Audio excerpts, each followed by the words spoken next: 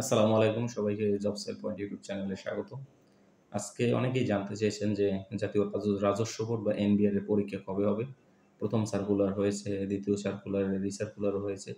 তো এখন হচ্ছে পরীক্ষার পালা। তো চ্যানেলটিতে যারা অনেকদিন ধরে সাবস্ক্রাইব করে আছেন অনেকদিন যাবৎ, তো তাদেরকে ধন্যবাদ। তো আজকে আলোচনা করব যে এনবিআর এর পরীক্ষা কবে হবে?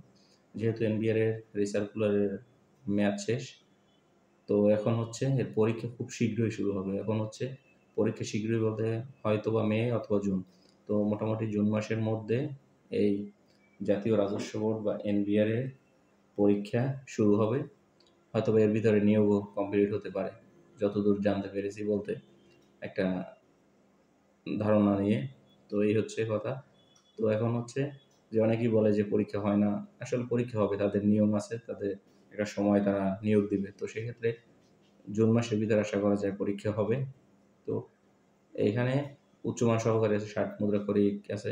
এই পদগুলো খুবই ভালো। এখান থেকে সরাসরি প্রমোশন পেয়ে ১০ম গ্রেডের সহকারী রাজস্ব কর্মকর্তা যাওয়া যায়। অফিস সহায়ক থেকে অফিস সহকারী, সেখান থেকে উচ্চমান সহকারী, প্রধান সহকারী, তারপরে হচ্ছে এআরও অ্যাসিস্ট্যান্ট রেভিনিউ অফিসার হওয়া যায়।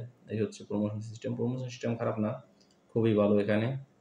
যে রাজস্ব বোর্ডের অধীনে চাকরি করাটা অনেকটাই খুবই ভালো। এখানে সরকারের রাজস্ব আদায় করা হয় এই রাজস্ব বোর্ডের মাধ্যমে। তো চাকরিগুলো খুবই ভালো, প্রমোশন আছে অন্যান্য দপ্তরের থেকে ভালো। মন্ত্রণালয়, রাজস্ব বোর্ড, এই সকল এখানে প্রমোশন খুব ভালো, এখানে স্মুথ প্রমোশন।